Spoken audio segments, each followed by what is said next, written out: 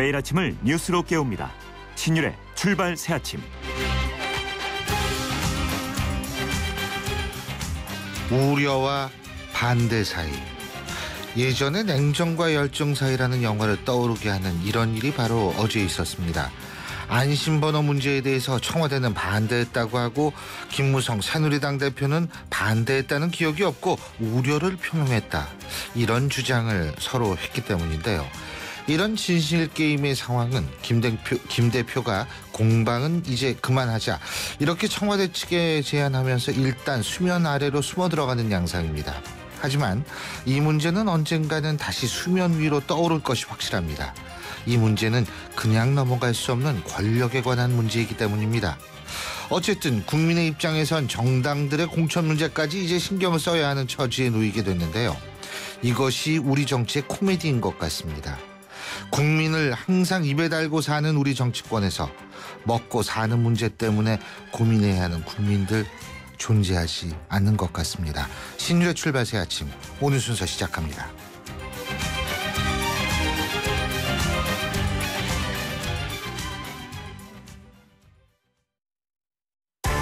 신율의 출발 새 아침. 제가 방금 말씀드렸습니다만 안심번호 국민공천제를 둘러싼 정치권의 갈등이 극에 달하고 있습니다. 김무성 대표는 어제 모든 일정을 거부한 채 조용한 하루를 보냈는데요. 물론 김무성 대표 측은 이것이 항의의 표시는 아니다라고 얘기를 합니다만 글쎄요, 이걸 그렇게 보는 사람이 그렇게 많을까요? 한편에서는 또 하나 유승민 찍어내기 2라운드 아니냐 이런 얘기도 나오고 있습니다만 어쨌든 국민에게 공천권을 돌려드리겠다 이렇게 표현하면서 시작된 논쟁에서 국민은 빠져 있습니다. 바로 이런 문제 지금 야권도 잡음이 들리거든요. 어떻게 봐야 하는지 노회찬 전 정의당 대표 입장 들어보겠습니다. 노 대표님 안녕하십니까? 네, 안녕하십니까? 예. 안심번호 공천제 참 이름은 좋은데 말이에요. 어떻게 보세요? 예, 뭐 과거에 이 전화 여론조사를 통한 이제 공천에 후보자 선출이 여러 가지 이제 폐단들이 많았기 때문에 예. 그걸 좀 개선하는 측면은 있는데 뭐 역선택이라거나 또는 조직동원이라거나 완벽하게 과거의 폐단을 이렇게 일소할 수 있는 방안은 아닌 것 같습니다. 예. 예. 근데 결국에는 정당이 책임있게 그리고 공정하게 후보를 국민들에게 내보이고 국민들이 그걸 선택하는 게 민주주의인데 이제 정당이 이제 그 후보를 갖다가 공정하게 선출할 수 있는 어떤 기능이 마비되다 보니까 후보 선출 과정에 국민들을 갖다가 이렇게 참여시키는 방안을 찾다 보니까 이런 문제까지 생기는 것 같습니다. 이게요, 지금 이제 여론조사 이런 말씀 하셨는데, 실제로 안심번호에서 문제점은요, 지금 현재 우리 노 대표님 휴대전화 사용 청구서는 어떻게 집에서 받으세요? 아니면 스마트폰에서 받으세요? 스마트폰으로 받습니다. 그죠? 예. 23.7% 전체 휴대전화 가입자 중에 23.7%만이 집으로 이 청구서를 받는다는 거거든요. 네. 그 얘기는 결국 뭐냐면 현재 거주지가 바뀐 경우도 상당수 있을 가능성을 배제할 수 없다라는 측면이라는 거죠. 예, 그렇습니다. 그렇기 때문에 이런 문제가 있고 두 번째는 뭐냐면 자 어느 날 갑자기 불쑥 전화 와가지고 말이에요. 뭐 0505로 뜨는 번호 딱 와가지고 이 공천 누구 했으면 좋겠습니까? 갑자기 이런 전화 받으면은요. 사실은 이거 되게 기분 나쁠 거예요. 이것이 개인정보보호법 문제 어떻게 돌파하느냐 이 문제도 남아있다는 거거든요. 예.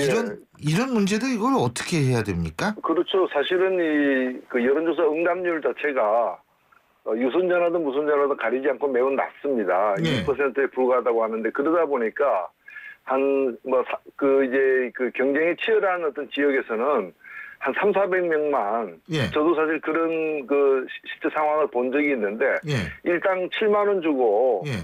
집에서 하루 종일 이게 전화 받는 대기를 하는 거예요. 예, 그런 사람이 한 300~400명만 있으면은 그 사람이 인구가 수만 명 된다 하더라도 실제 전화 받는 사람은 처음 한번 돌려서 몇백 명에 불과하기 때문에 전화를 갖다가 받으려고 작정을 하고 기다리는 사람이 300~400명만 있어도 여론조사에 크게 영향을 주거든요. 예. 예, 이게 사실은 조직동원이라는 건데 이 조직 동원의 어떤 폐단으로부터 이번에 안심번호 국민공천제도 완전히 이렇게 벗어난 건 아니다는 점에서 상당한 결함을 갖고 있는 방법입니다.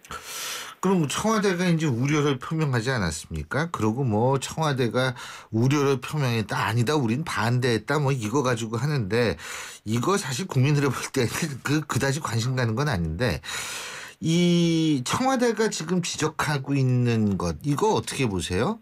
예, 청와대가 이제 지적은 안심번호 국민공천제의 여러 가지 문제점을 지적하고 있지만 예. 실제 지적하고 싶은 것은 그것이 아니고 이 청와대 이제 전략공천 자체를 갖다 배제하려는 새누리당의 국회의원 총선 공천에 청와대가 개입하는 걸 근본적으로 이렇게 막으려고 하는 김무성 대표의 꼼수다 이렇게 본 것 같아요. 예. 근데 김무성은 전략공천을 허용해 달라라는 거죠.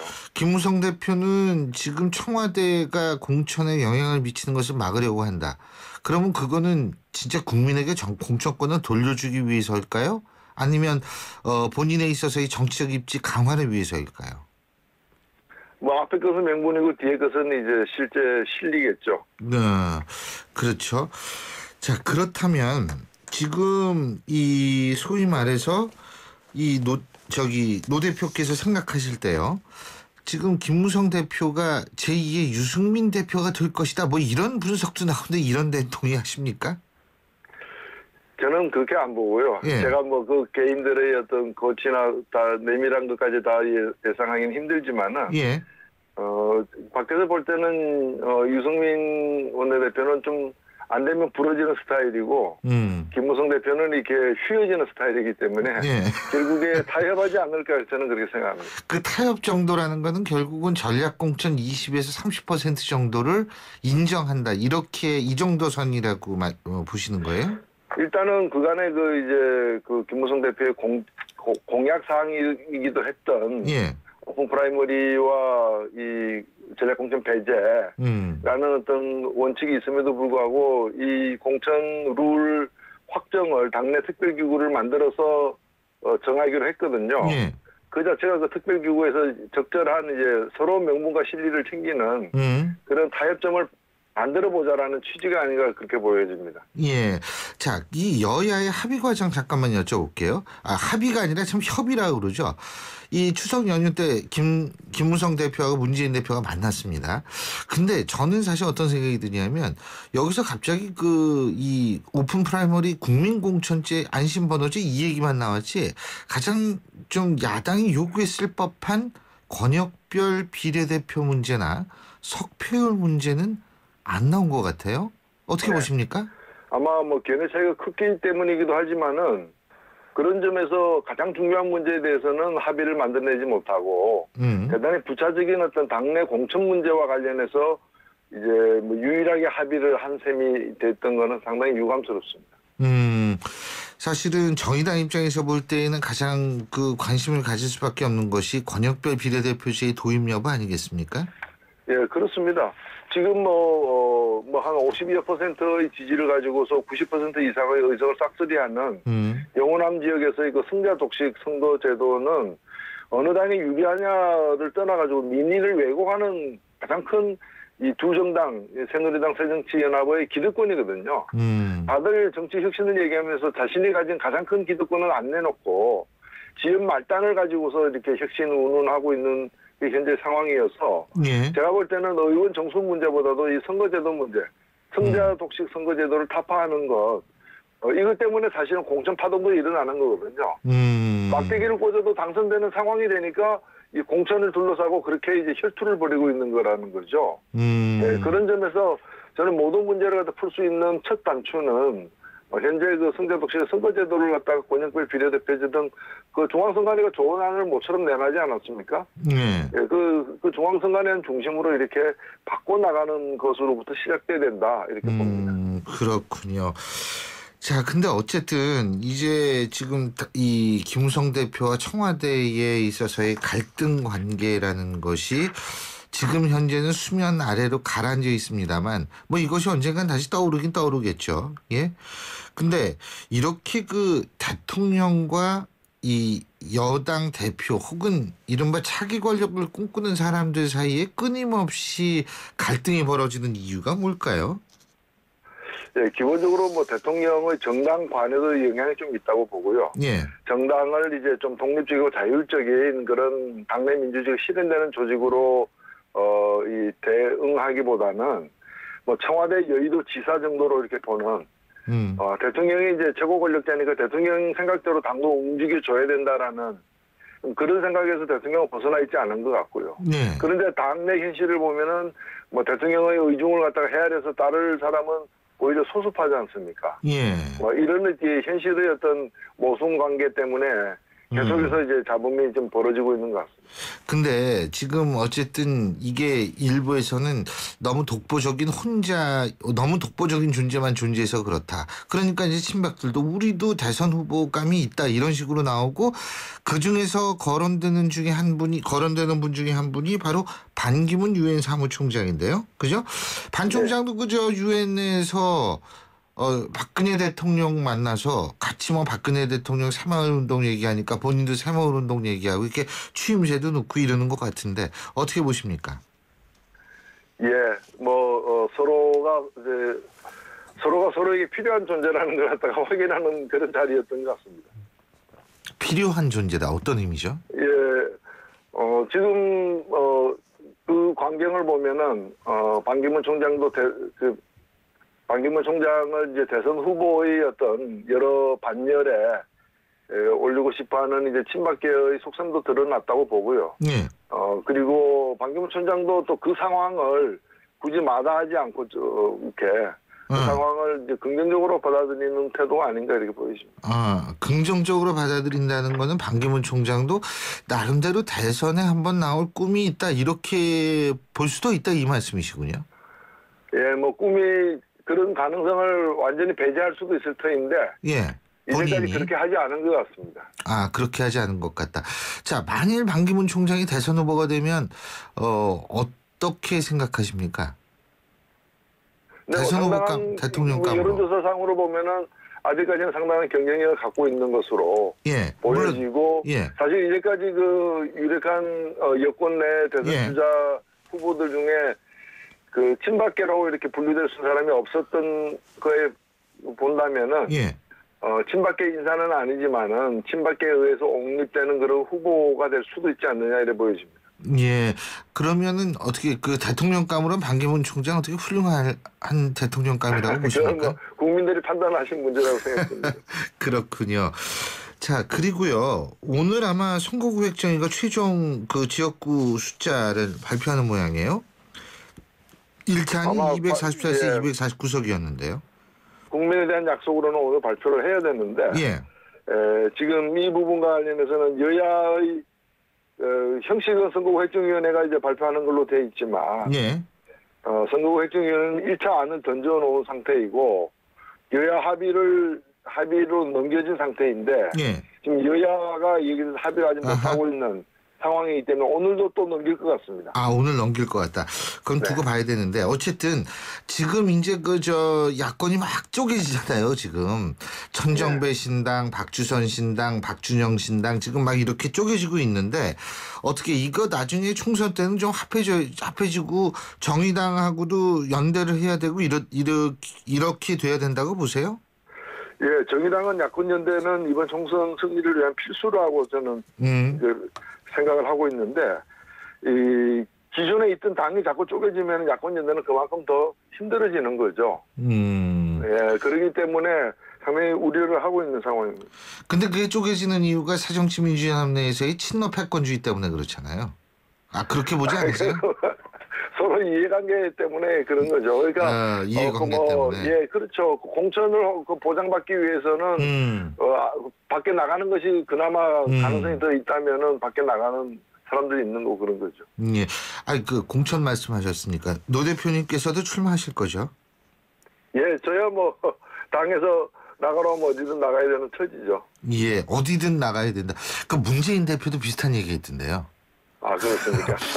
예? 어디든 나가겠다. 예. 알겠습니다. 어쨌든 지금 이 정치권에서 국민은 별로 보이지가 않는 것 같은데요.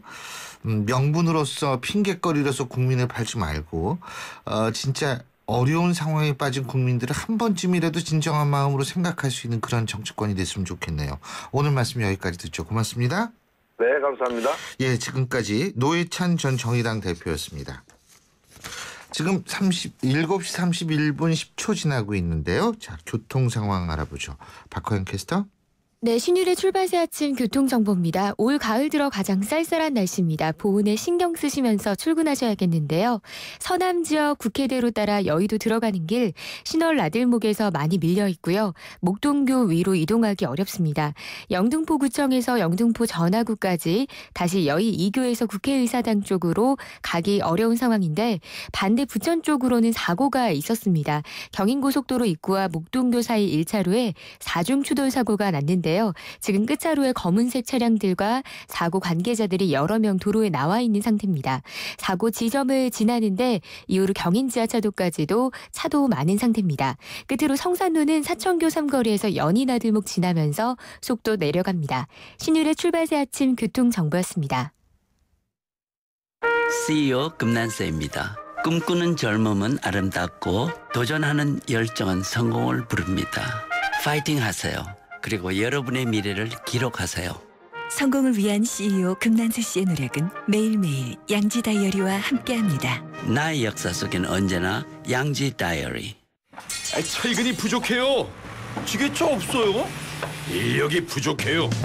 걱정하지 마세요. 건설자재, 장비, 인력까지 위치 정보로 쉽고 빠르게 찾아주는 건설자재 N을 다운받으세요. 등록만으로 무료 광고까지 되는 건설자재 검색 애플리케이션 건설자재 N. 신율의 출발새 아침 1부 순서는 여기서 줄입니다. 잠시 뒤 2부에서 뵙죠.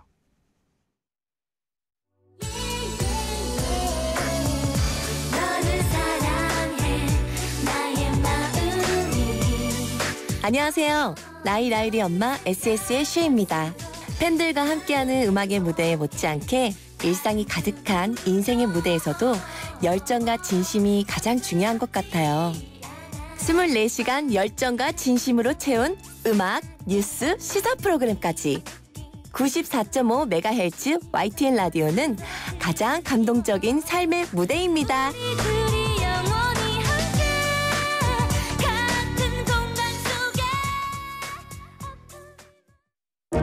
소통의 아침을 여는 공정한 목소리. 신율의 출발 새 아침. 신율의 출발새 아침 2부 순서 지금부터 시작하죠. 신율의 출발 새 아침. 교육, 우리가 백년지대기라고 얘기를 하는데요. 우리나라는 전혀 그렇지 않습니다. 일단 가족이 이게 쫙 모여보면은요. 같은 입시제도 하에서 이 대학에 들어간 경우가 거의 없는데요. 그 정도로 우리나라 수능 자주 바뀌었다는 얘기입니다. 근데 어제도 정부 발표가 있었죠. 현재 고등학교 2학년 학생들이 치를 2017학년도 수능에서 이 국어 영역의 수준별 시험이 폐지되고 한국사가 필수 영역으로 지정이 된다고 합니다. 그리고 2018년도에는 수능에서 영어가 절대평가가 된다.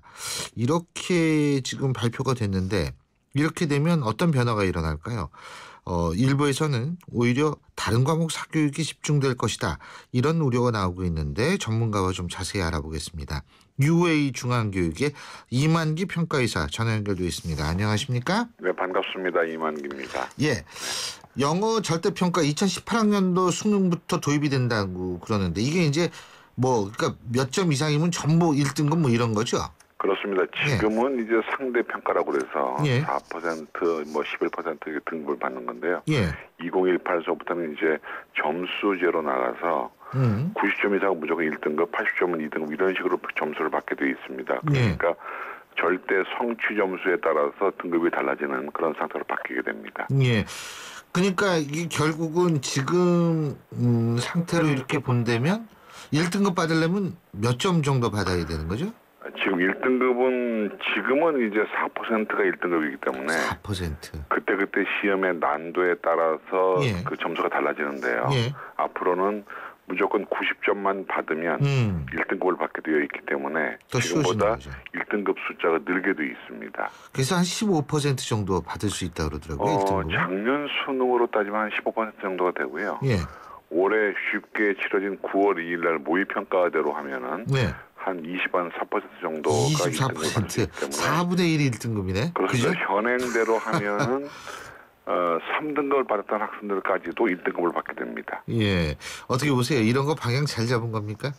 그러면 논란이 있겠는데요. 예. 일단 정부가 쉬운 수능을 기조로 한다고 하면 방향은 잘 잡은 건데 문제는 기형적이라는 거죠. 그러니까 지금 이제 2018 같은 경우는 영어하고 한국사는 절대평가고 나머지 국어나 수학이나 탐구가 상대평가이기 때문에 하나의 시험에 두 개의 척도가 대입되고 있는 기형적인 모습을 띠고 있어서 아하. 궁극적으로는 바람직하지 않죠. 그러니까 그러면, 가려면 전부 다 절대평가로 가든지 아니면 상대평가로 가든지 둘 중에 하나를 택했어야 합니다. 아, 근데 왜 그랬을까요? 전 그게 궁금해요. 영어 교육이 뭐 이 정도만 하면 됐다고 생각을 해서 그런 건가요? 그 근본적인 기저는 사교육비의 경감에 있습니다. 그러니까 사교육비 줄어들어요? 그럼 이렇게 되면? 그게 이제 의문이 되는 것이 네. 지난해 2월 달에 대통령께서 이제 사교육비 경감을 지시한 다음에 나온 그런 결과거든요. 그런데 문제는 줄 수 있느냐 하는데 이제 많은 전문가들이 의문을 달고 있는 것이 소위 네. 풍선 효과를 얘기하고 아하. 있습니다. 그러니까 영어 사교육비는 어느 정도 줄겠지만 수학이나 국어 쪽의 사교육비, 특히 탐구 쪽의 사교육비가 늘 것이다 이렇게 예상들을 하고 있습니다. 지금 다른 과목의 사교육은 늘어날 것이다. 뭐 충분히 예상들을 할 수가 있는데요. 네. 자, 제가 좀 여쭤보고 싶은 것이 지금 벌써 대학 입시할 때 수시 벌써 시작하거든요. 네? 시작이 됐습니다. 시작이 됐잖아요. 네. 네. 그죠? 근데 이 수시 같은 경우가 지금 전체 뽑는 학생들의 한 70% 정도 그렇습니다. 수시로 뽑지 않습니까? 됩니다. 네. 자, 그렇다면 이것이 이제 사교육은 물론 늘어날 가능성이 있는데 이 수능 가지고 대학 들어가는 학생들은 정시로 들어가는 거 아니에요. 그죠? 그 수시에서도요. 예. 뭐 일정 등급 이상은 요구하는 경우가 기준이 있죠. 있으니까 그렇죠. 수시도 수능 영역이 있다고 봐야죠. 그렇게 그러니까 결국은 사교육 시장이 늘어날 수밖에 없다. 그죠? 그렇습니다. 이거 이렇게 해가지고 아예 내신만으로 그냥 수시로 가는 방향으로 되는 거 아니에요?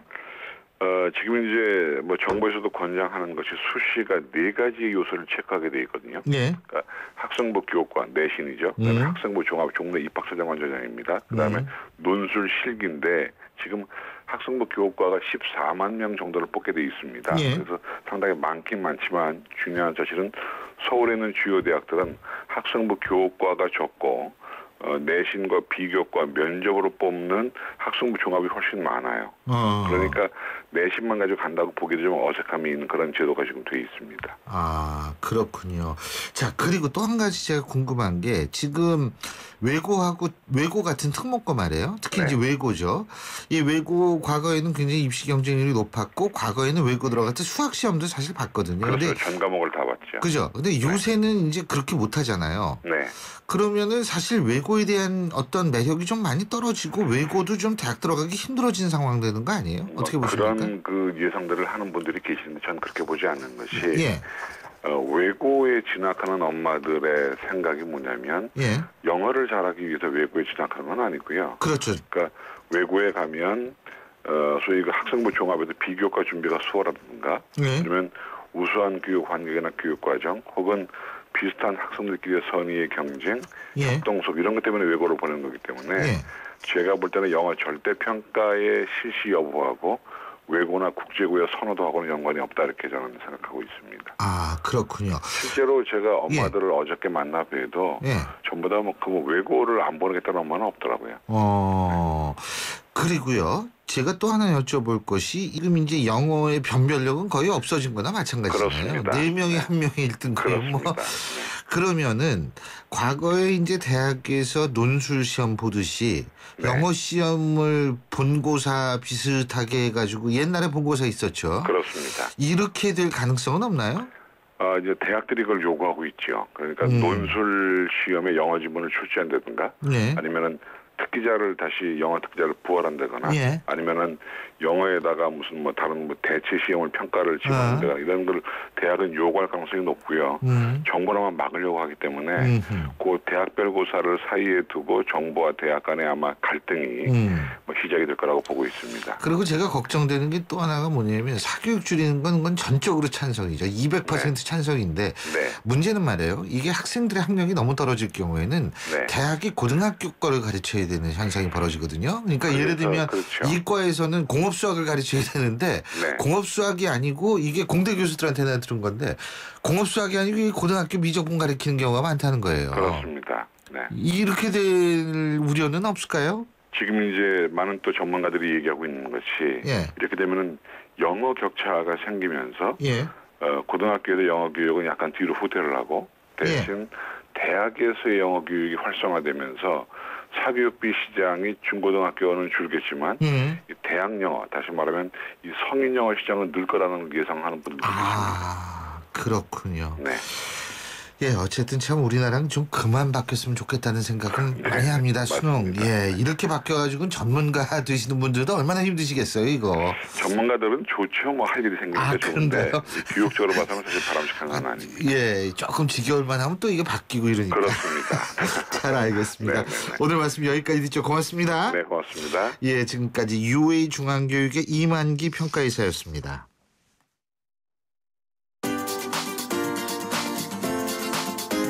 YTN 뉴스 FM 신율의 출발 새 아침 댓글로 보는 뉴스. 댓글로 보는 뉴스. 오늘도 YTN 플러스 최영아 기자와 함께하겠습니다. 어서 오십시오. 네, 안녕하세요. 예, 금요일에요. 그죠? 다음 주도 월화수목만 하면 또 금요일날 쉬어요. 네, 그렇죠. 희망을 갖고 살죠. 자, 누리꾼들이 제일 관심 갖는 뉴스부터 알아보죠. 네, 또 미국에서 총기 사건이 발생했습니다. 예. 미국 오리건주의 한 대학에서 총격 사건이 발생해 지금까지 13명이 숨지고 20여 명이 다쳤는데요. 예. 20대 총격 용의자는 현장에서 숨졌습니다. 공범 유무나 범행 동기 등은 아직 밝혀지지 않았는데 예. 일부 목격자 말로는 종교가 뭐냐고 물은 뒤에 총기를 난사한 것으로 알려져 범행의 동기가 종교와 관련이 있을 개연성도 제기되고 있습니다. 하루 전 SNS에서 이 용의자가 범행을 모의한 흔적도 드러난 것으로 전해지고 있는데요. 미국 내 총기 사건 대학에서부터 흑인교회, 해군 시설까지 때와 장소를 가리지 않고 발생하고 있습니다. 올해 1월부터 7월까지 210건의 총기 난사 사건이 발생한 것으로 집계됐는데요. 누리꾼들은 총기 소지 문제의 심각성을 지적하는 분들이 많았습니다. 전 세계 총기 소지를 금지했으면 한다. 이런 기사를 보면 너무 안타깝다. 총기는 사람을 너무 쉽게 해한다면서 강력한 규제도 생각해 볼 필요가 있겠다. 이런 반응이었습니다. 마이크 무어 감독이 볼링 포 컬럼바인이라는 다큐멘터리 영화를 찍었었죠. 네. 그 영화를 찍은 지도 한참이 지났는데 아직도 이런 사고가 난다라는 것은 미국 사회에 근본적인 문제가 있지 않나라는 생각이 들게 되는 부분입니다. 자, 다음 뉴스 알아보죠. 네, 경찰 교육 전문기관인 중앙경찰학교에서 한 외래 교수가 형법 강의를 하던 중에 150여 명의 신임 여경 임용 예정자들에게 여자는 40이 넘으면 태물이다. 젊은 나이에 몸값 좋을 때 시집가라. 이런 말을 한 것으로 알려져서 논란이 되고 있는데요. 이 교수는 또 낮에는 경찰 제복 입고 근무하다가 휴일에는 돈 벌려고 도우미로 나가는 경우도 있다. 경찰 월급이 얼마 되지 않아 도우미로 나간다. 이런 말도 했다고 하는데요. 승진 못하면 지방에 가서 애나 낳고 지구대나 지킨다. 이런 비하 발언까지 한 것으로 전해지면서 좀 논란이 가중되고 있습니다. A씨는 학교 측의 자체 조사에서 평소 학원 수업하듯이 하다가 실수를 했다고 잘못을 인정한다. 이렇게 밝히긴 했는데요. 학교 측은 취재가 시작되자 뒤늦게 해촉 심사위원회를 열어서 이 교수를 해촉했습니다. 누리꾼들은 진짜 막장이 따로 없다면서 실수라는 걸 이해할 수가 없고 평소 생각이 나온 거 아니냐. 어떤 기준으로 초빙된 건지 의아하다는 반응이었습니다. 참 이게 기가 막힌 얘기만 골라서 했네요. 충청도의 어디 교수는 자기 딸 결혼식에 학생들 동원하려고 그랬다고. 네, 그랬죠. 창피합니다. 다음 뉴스 알아보죠. 네, 서울 강남역이나 홍대 입구 일대에서 금요일 밤에 손님을 태우는 택시에게 이번 달부터 인센티브가 지급된다고 하는데요. 탑승 건수당 3,000원을 지원받게 됩니다. 예. 서울시와 서울시의회는 심야 시간에 승차 거부 근절이 안 되고 단속에는 한계가 있어서 인센티브를 주는 방안을 마련한 것이라고 설명했는데요. 시범 기간 동안 시민 반응이 좋으면 내년 말 이후에도 사업을 지속할 계획이라고 합니다. 누리꾼들은 여기에 대해서 그냥 금요일에는 술을 안 마시는 게 답이다 이런 분도 있었고, 승차 거부 더 심해지면 인센티브도 올라가는 거냐, 국민들 세금으로 특정 지역에 주는 특혜 아니냐, 이렇게 좀 부정적인 반응을 냈고요. 승차 거부 단속을 좀 더 강화했으면 좋겠다 이런 의견도 냈네요. 3,000원 서울시가 준다는 거죠, 그러니까? 그렇죠. 예, 아주 마음 좋은 서울시입니다. 자, 다음 뉴스 알아볼까요? 네, 부산 해운대구에서 폐지가 담긴 할머니의 손수레를 대신 끄는 여고생 영상이 크게 화제가 됐는데, 주인공은 성심보건고등학교 1학년에 재학 중인 최민정 양입니다. 그런데 알고 봤더니 지난 4월에 도로에서 음주운전 차량에 치일 뻔한 남성을 보고 뛰어들었던 김영희 양과 같은 학교 학생이었는데요. 해운대구는 같은 학교 선후배인 두 여고생을 격려할 방법을 찾고 있다고 합니다. 누리꾼들은 아무런 조건 없이 도운 학생들의 마음이 우리의 희망이라면서 공부만 잘한다고 명문고가 아니다. 분명 훌륭한 인물로 성장할 학생들이다. 이렇게 얘기하면서 선행을 칭찬했습니다. 그럼요. 공부 잘한다고 명문고 당연히 아니죠. 네. 예. 자, 다음 뉴스는 어떤 겁니까? 네, 앞으로요. 업무 성과가 미흡한 고위 공무원은 강화된 적격 심사를 통해서 공직에서 퇴출될 전망이라는 기사입니다. 인사혁신처가 1일 발표한 인사관리 강화 방안을 보면요. 업무 평가에서 최하위 등급을 받거나 일정 기간 보직을 받지 못한 고위 공무원의 경우 적격 심사를 거쳐 직권 면직하도록 한 방안을 핵심으로 하고 있는데요. 이 개선 방안을 바탕으로 향후 각 부처의 현행 평가 관행을 개선하고 성과 관리 프로세스를 정립한다 이런 계획입니다. 누리꾼들은 성과도 성과지만 비리부터 어떻게 안 될까? 비리만 없어져도 엄청나게 달라질 거다 이런 반응을 보였고요. 예, 공공부문 성과 측정 쉽지 않을 것 같은데 제대로 지켜질지는 좀 의문이네요. 이런 의견도 냈네요. 그 성과 측정 그거 부분 제가 봤는데 네. 근무태도 이런 게 들어가 있어요. 그거 굉장히 주관적인 거거든요. 그렇죠. 이런 것들 우리나라에서는 이 문제 항상 남을 겁니다. 오늘 말씀 여기까지 듣죠. 주말 잘 보내십시오. 고맙습니다. 고맙습니다. 예, YTN 플러스의 최영하 기자였습니다. 마침내